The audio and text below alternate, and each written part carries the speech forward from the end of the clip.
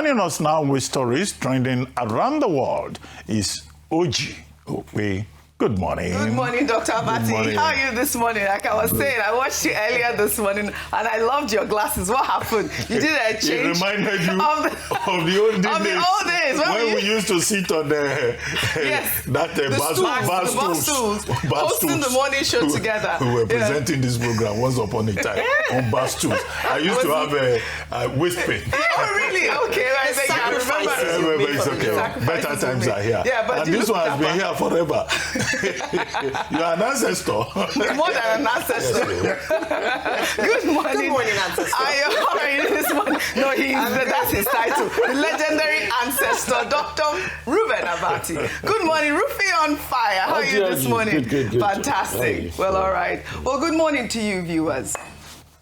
Well, let's begin what's trending, discussing this deeply troubling story from Ondo State, where gunmen invaded a Celestial Church of Christ in Owo, local government area of the state, abducting about 6 worshippers in the early hours of Wednesday morning while the service was underway.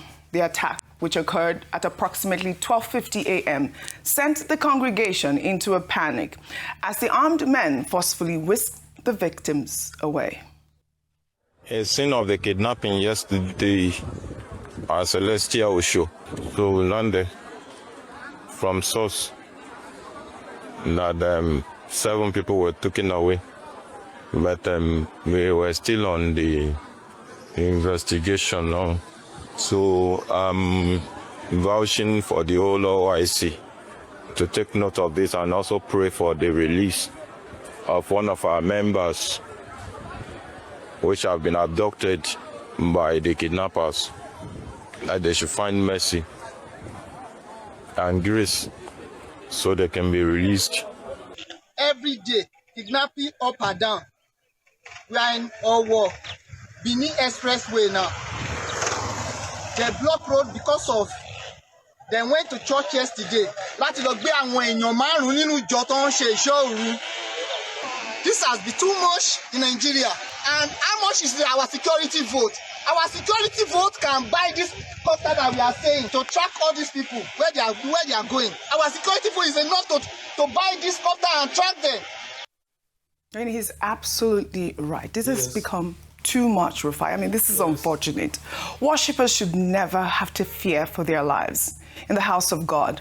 Well, the Ondo State Police Command confirmed that operatives in collaboration with the Nigerian Army and local vigilante groups immediately mobilized to the scene and launched coordinated rescue operations, with one of the kidnapped victims successfully rescued. Well, a suspected informant linked to the attack has also been arrested. Well, this latest abduction comes just 4 days after terrorists kidnapped a couple in Akure North. Well, we'll pray for the safe return of all the victims. Rufai, like, that eyewitness mentioned, our security votes are enough to even buy helicopters to, for surveillance and all of that. This is one too many. And, we'll continue to highlight these stories for the security forces at this point. I know we are understaffed, but still. Oji, it's one day, one trouble. Yes, the president recently talked about state police, but even if you put state police, there's a culture that has festered. If you put state police, I'm not sure you're going to see the result real quickly, because there are also other fears. People use them for their own political game. But there's a culture that has festered. Imagine, when I keep saying there's no security in the country, people think I don't know what I'm saying. I mean, just so what happened. People had to stay on the road for many hours before the security agents came. And after they came, what could they recover? Just only one person. What about the other person that have been kidnapped? And this is within Ondo State. Recently, Iba Gani Adams, the generalismo, the Aaron Okangafo of Yoruba land, was also talking about the same. And this is a recurring decimal. As it's happening in Kwara, it's happening in Ondo, it's happening in parts of the north, it's happening in every part of this country as we speak today. Have they been able to nip it in the bud? No. These guys always go scot-free. They will post ransom. They will get paid the ransom. You remember a couple of years ago when the former Minister of Communication was saying, let's register for NIN so that it's going to be able to fight kidnapping and everything. We've registered for NIN, national identity now. Kidnappers still go scot-free with this activity. So it's a failure of the security architecture. Even if we praise them for that and say, okay, they've done well in some area, but just, I mean, this is indicative of a country where you don't have any security architecture in place to be able to stem the tide. And it's a ticking time bomb. It is. We don't know who's next. They've enveloped most areas in the southwest. How far is Ondo State from Lagos, Rufai?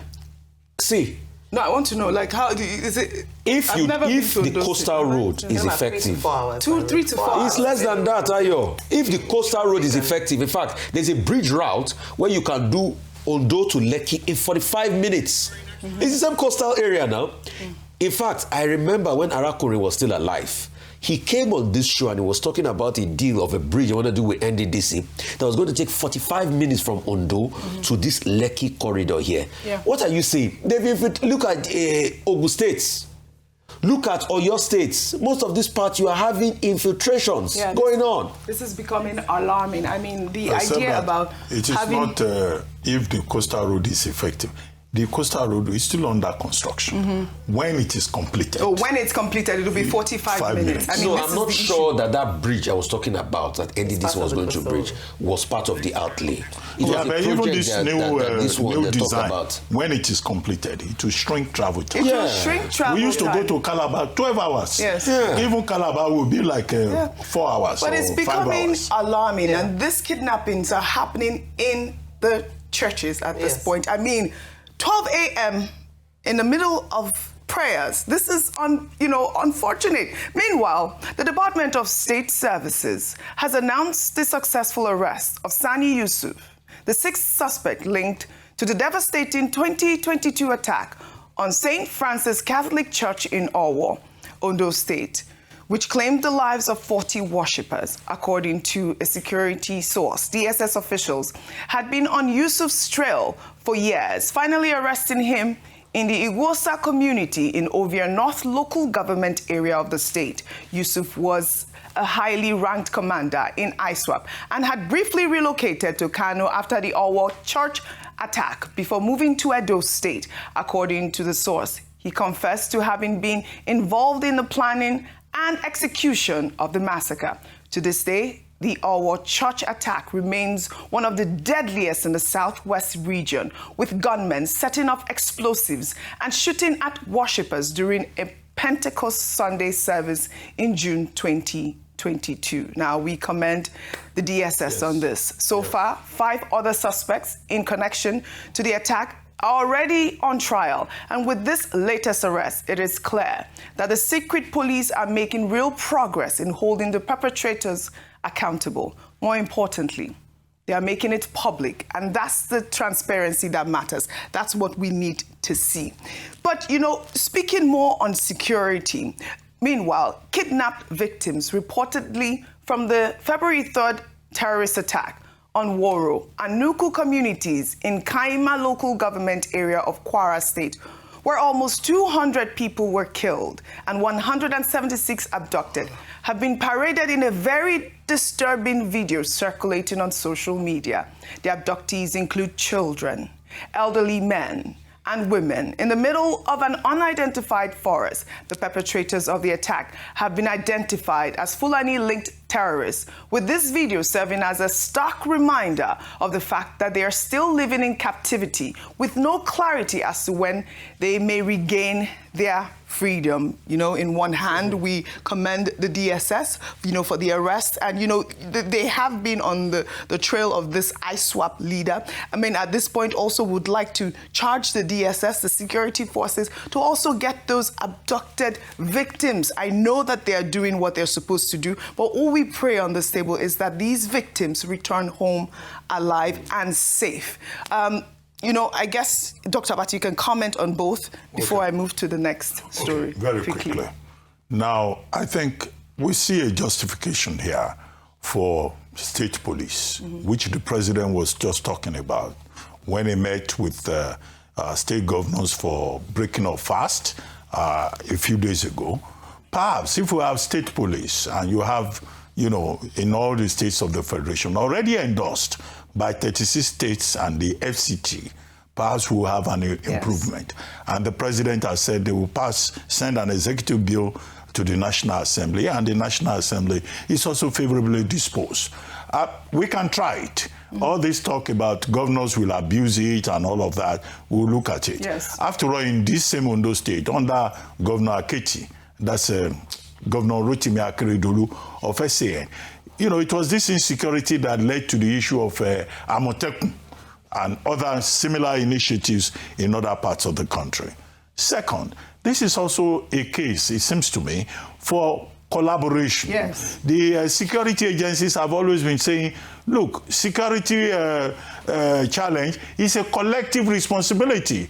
Look at the Yusuf that you mentioned. Yes. He was involved in Owo attack in June 2022. He was involved in kidnapping in Kaduna. He was involved in the killing of soldiers in Suleja in Niger State. And then the man just killed people in 2022, and he went to Igosa community in Edo State, and has been hiding there for the past 4 years before the DSS, focusing on the problem and, you know, remaining vigilant, fished him out. Yes. Perhaps if the people in Igosa had, you know, given police or the DSS information before now, they will have said there is a stranger in this town, this sleepy community. Where is he coming from? So there is also a role. Now, and why Owo local government? In 2022, it was our local government area. This year, it is Uso. In the same our local government area. Is there something about that location that is the problem? Very that has to be investigated. Because we have Professor Akintenewa, a member of this family in that Owo, and he's also a Celestial chief. So when I saw Celestial Church, I said, the first person that came to my mind is that nothing must happen to our professor. Nothing must happen to our professor. You know, security is important in that place just as in other places. Yes. And then to just close the subject, it's about this idea of night vigil, early morning prayers. There's nothing against people worshiping and exercising their right to freedom of thought. But do you know that some church denominations, I think the Anglican Church, for a time, I don't know whether the order is still there, I said, people should not come to church for early morning service. They should not do night vigil.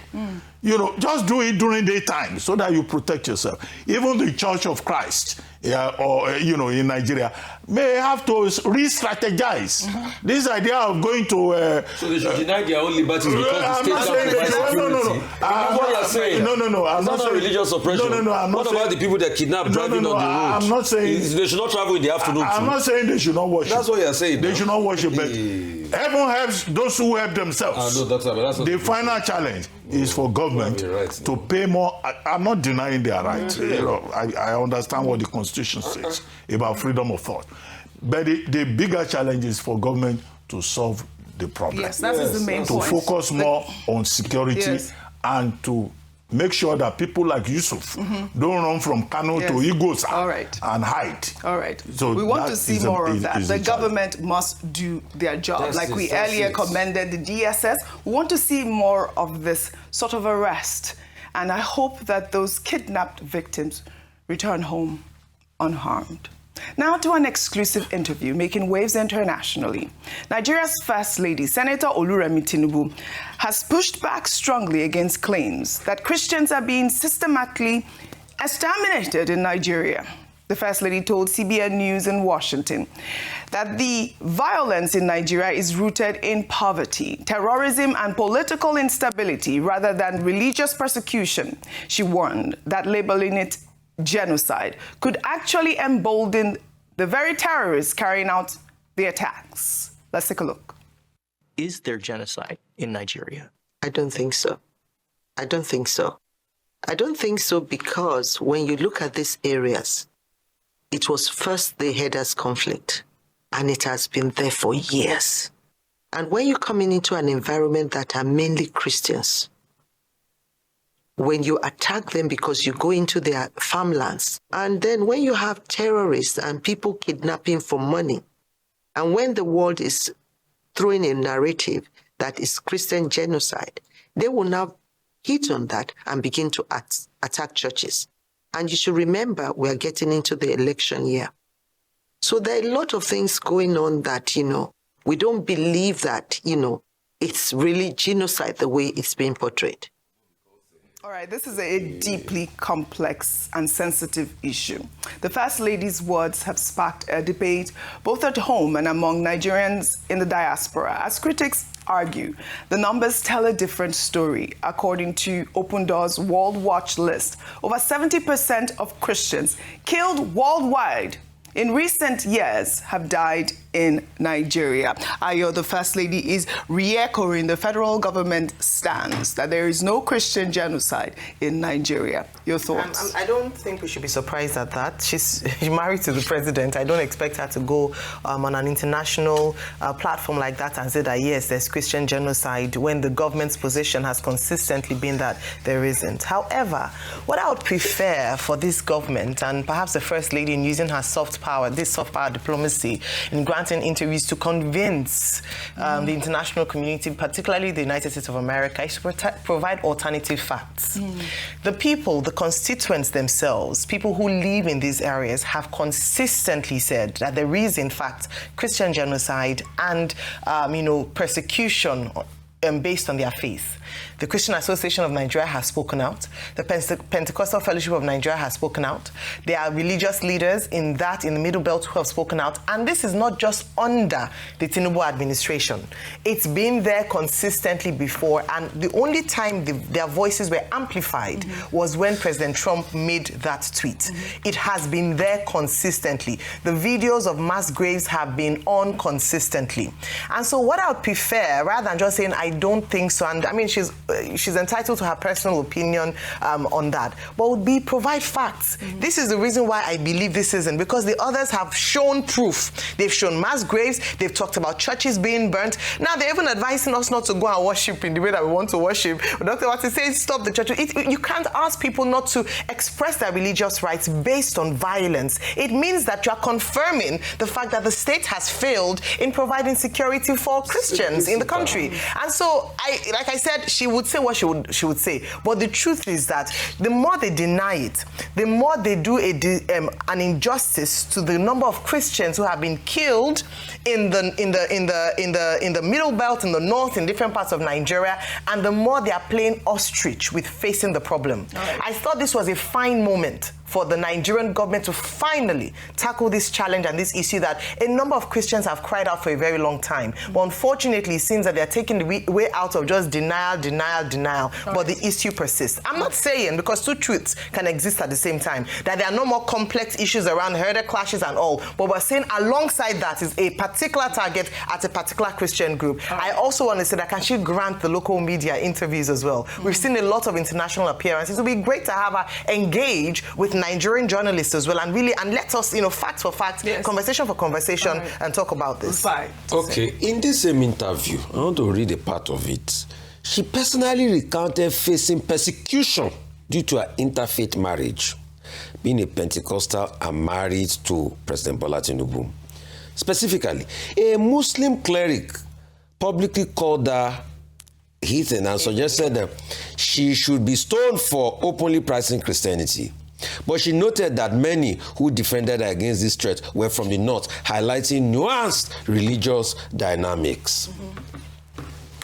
Doesn't she answer the question for us? She actually... If it's a country that is free of persecution, should she, marrying a Muslim, be a problem in the first place?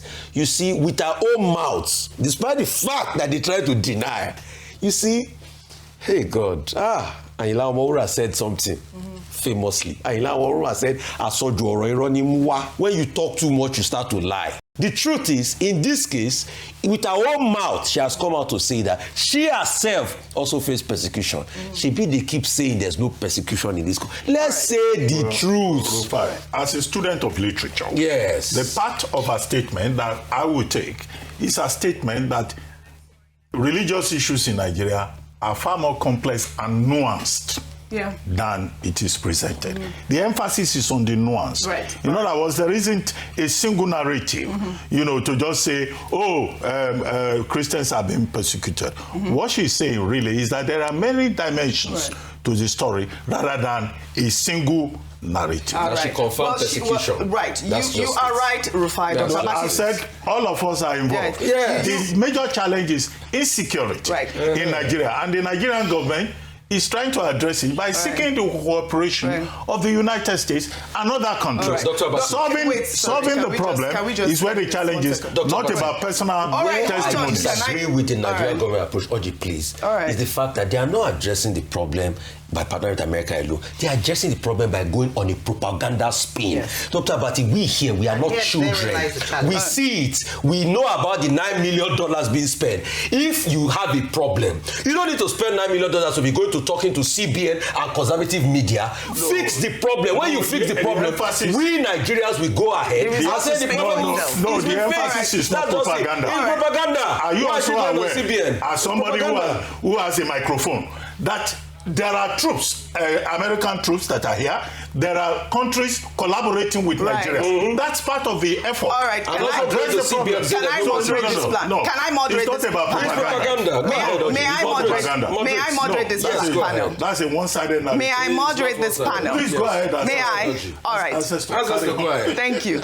You are absolutely right, Dr. Abati, about the nuance in her statement. And you're also right, Rufai, about the fact that she did admit persecution. Simplicity. But what she actually is against is to term the whole issue around the word genocide.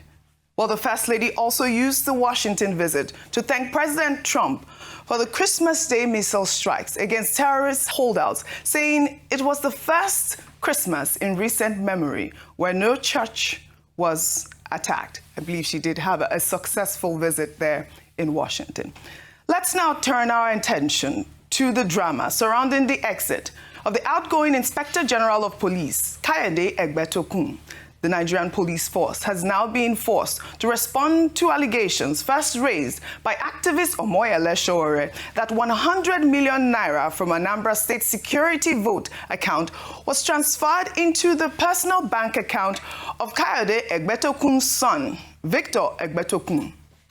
Back in January, Showere's Sahara reporters first published the explosive investigative report detailing transactions from September 2025, alleging the funds were moved from the Anambra State security vote account at Sterling Bank into Victor's personal Zenith Bank account in 4 tranches of 25 million naira each. The report further alleged that while the funds were electronically reversed, on September 29th, they were subsequently withdrawn in cash and redeposited into the same account days later.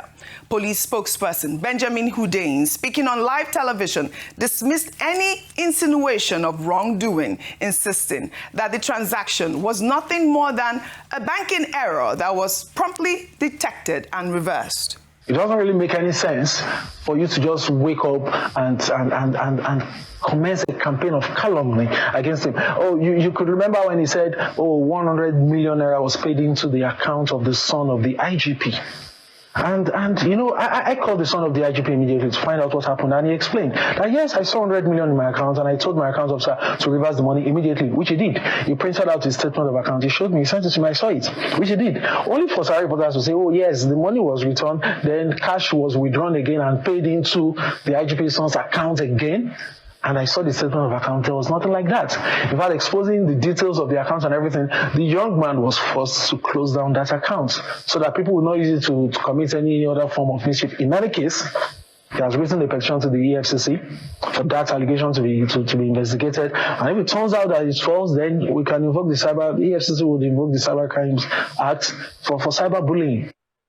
All right, Rufai, I know you have a lot to say, but let me take Omoyele Showere's tweet. In response to that interview, he wrote, "This Boy Scout, Benjamin Hundeyin, who was illegally promoted to ACP by the now fired illegal IGP, admitted that Victor Egbetokun received 100 million naira from the Anambra Security Fund by accident. And because I spoke about it, Egbetokun was going to use the EFCC chairman to charge me with cyber crime. Benjamin Hundeyin should be stripped of his illegally awarded promotion." and returned to work as a divisional transport officer, DTO, at a regular police station. These incompetent people should not be allowed anywhere near any serious formation. And you know, more or less, Sowore has a way with his words. No, but you know, he was the first to release this, story. And, you know, the police spokesperson did confirm that it actually happened. But, you know, Rufai, go ahead. You see, Quickly, Beno, you are my person, no. But Yeah, that example, that analogy you give, Beno, I know it's your guy before. You will have not just put mouth in the matter. I know you are spokesperson, no, but that your argument no make them at all. Like we were asking in the studio, why is it not Dr. Abati's account that transfer? I mistakenly go to. I claim it in the name of Jesus. Dr. Abati, that's fraud. Prayers answered. That's fraud. Let Nigerians not mix prayers and fraud. Why is it the son of the serving IG See the way Dr. that security votes money We go to church to pray. went to Favors. Why is it not Dr. Abati's account? So long. Did that money go to? Why is it the son of the IG? All right.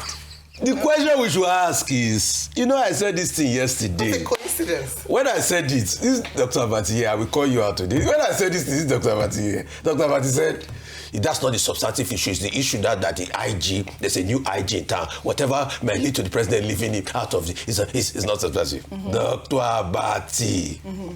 Bí òwe là ń lùlù àgídìgbò. Ọlọ́gbọ́n ní gbọ́ ọmọràn ní sì mọ̀. It is like the Owe that we are beating the Agidigbo. What? No, you have to say. When you engage as a drummer, you are not here to command. Interpret. We have as an a drummer. Yes. Just be fair and Balanced. Dr. Abati. No, tell us in English, please. No, be Owe la lulu Agidigbo means like, you know, like proverbs that's what we beat the drum called the Agidigbo. Okay, all right. And the interpretation connotes a lot. Please, with due respect, Egbetokun should be made, if we had a country, because as we speak now, I don't think we have anything similar of a country. If we had a country, by today, Egbetokun should have gone to report himself in front of EFCC. All right. This explanation Ben Udeyi is trying to do on TV that is not working, it should be Egbetokun that should be explaining to the EFCC. All right. But nothing will happen. Okay. That's the sad part. We don't have a country. All right. Well, meanwhile, in a video now trending on social media, Sowore confronted Minister of Works, Dave Umahi, in an Abuja conference room during a meeting Umahi allegedly set up with Tracy Nita Ohiri, a woman who was accused the minister of owing her 250 million naira. Sowore released the video on his X account stating that Ohiri was illegally arrested in Lagos on allegations of cyberbullying. She says the minister has owed her millions for over 12 years for campaign materials she provided during his 2014 governorship campaign. Let's take a look at the altercation between Sowore and the minister. But minister, this Sowore, you are not supposed to be using police to settle personal scores. You are not supposed to do that. Have you watched everything she has said? I'm not talking to you, I'm talking to the Minister of the Federal Republic. You are not supposed to use police to settle personal scores. Joey, what's your talk to me? Joey, calm down. What's your own? I'm talking to you now. No, you can't be. Listen, no, please. Don't push me. I'll talk to you. Don't talk to me anyhow. Who are you? Don't talk to me anyhow. Well, all right, in a statement from his media aide on Wednesday, Umahi defended the meeting, saying that the Nigerian police force, acting within its constitutional mandate to maintain law and order and investigate complaints, acted on a petition submitted by the minister's lawyer, arrested her and invited the honorable minister in line with standard procedure for statesmen. He then called this interaction a calculated attempt to provoke him, adding that Ohiri's accounts have been inconsistent, contradictory, and lacking coherence. The minister has denied ever knowing, meeting this woman. He says he doesn't know this woman. I wish we had time to discuss this story, but I guess it's an unfolding story, and we will follow up on it. Well, now under milestones. As Nigeria welcomes its 23rd Inspector General of Police, we take a moment to highlight the remarkable journey of the man President Tinubu has chosen to lead the Nigeria Police Force, Olatunji Rilwan Disu.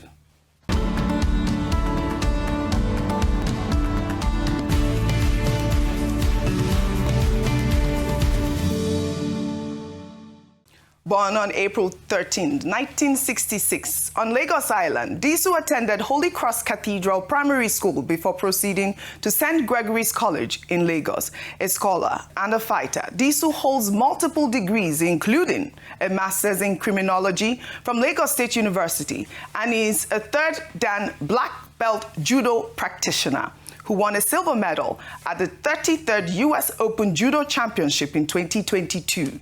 Disu enlisted in the Nigerian Police Force in 1992 as a cadet assistant superintendent, and his very first major posting was as aide-de-camp to the then Governor Bola Ahmed Tinubu of Lagos State, a full-circle moment, as Tinubu, who is now president, is the one who elevated him to the nation's top police job over 3 decades later.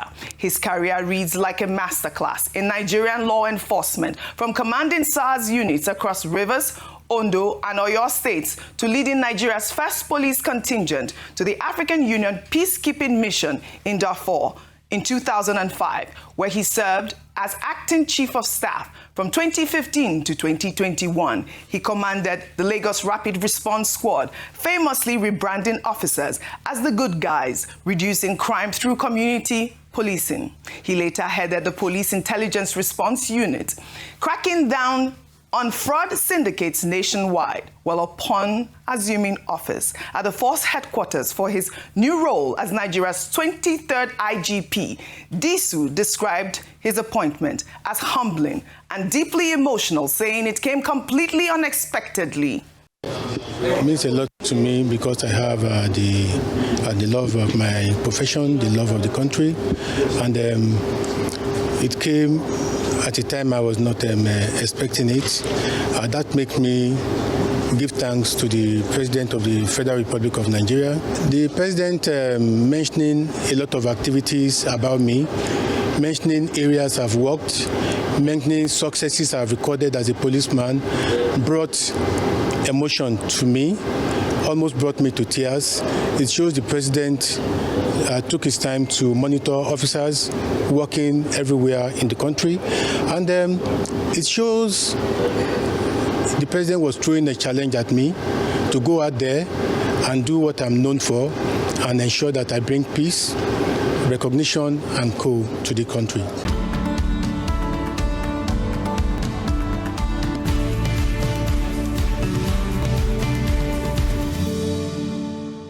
All right, well, from ADC to a younger Governor Tinubu to Inspector General of Police under President Tinubu, the Disu story is extraordinary. Well, congratulations to the new IG. We wish him every success in this enormous task that lies ahead. Nigeria is counting on you. Real congratulations. Yes. I know that there's been a lot of, talk about whether he was right for the job and nepotism and all of that, but I have read his credentials, and that's why I thought to highlight his milestone. Congratulations. Congratulations. And indeed, the task is well, all right. Yeah. We'll take our good news report, where we're celebrating Grammy-winning superstar Burnaboy, who has quietly funded a massive transformation of facilities at the Federal Polytechnic Nasarawa, revealed to the world by social media activist and NGO founder, Very Dark Man, in a viral 11-minute video posted on Monday.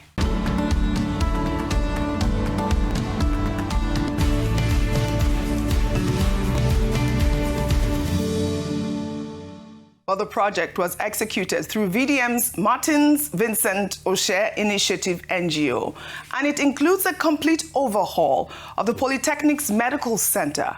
VDM praised Burnaboy for his low-key philanthropy, revealing that the artist has secretly funded multiple projects through his NGO, including over 140 million naira for borehole projects across several states and funds for prison releases, all without seeking public credit. The 11-minute video, which has since gone viral on social media, features before and after footage, meetings with school officials, students, and community leaders expressing heartfelt gratitude. The campus now even boasts of a brand new bus stop, officially named the Burnaboy bus stop. Now who go there by your side if you walk out through fire, fire?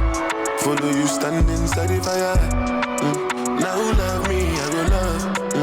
Now who love us, we go love. Who go believe you when the whole world is calling you a liar, liar? Now who love me, I go love. Now who love us, we go love. Now go to live your life to impress anybody, cause some people was past Satan.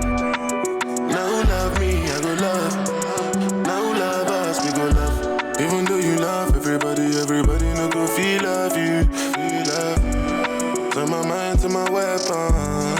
Fuck the world with a large condom. Anytime you vex someone, I go like make you hear this song. Me and you no be Jesus, so now only who love us we go love.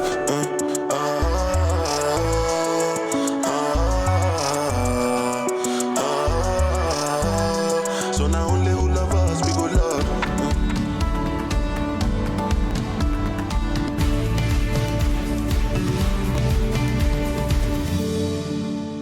What a remarkable show of quiet, purposeful generosity. In a country where infrastructure in our tertiary institution remains a serious challenge, Burnaboy is putting his money where it matters most and doing it without fanfare. Congratulations to Burnaboy and Very Dark Man for this outstanding contribution to Nigerian education and healthcare. Well, I mean, this is huge, huge, huge. I love this sort of collaboration. I mean, Nasarawa, like you were saying, you know, has been a very rich state, but, you know, it's good to see that we have our philanthropists like Burnaboy, VDM, and, you know, people like you. Ayo. Yes, I'm hoping that you'll contribute as well. Well, on that note, I'd love to thank you all for your great analysis, as always, on What's Trending. And congratulations. Well, that's all I have for you guys on What's Trending today. I'll see you all tomorrow. Some people was past Satan.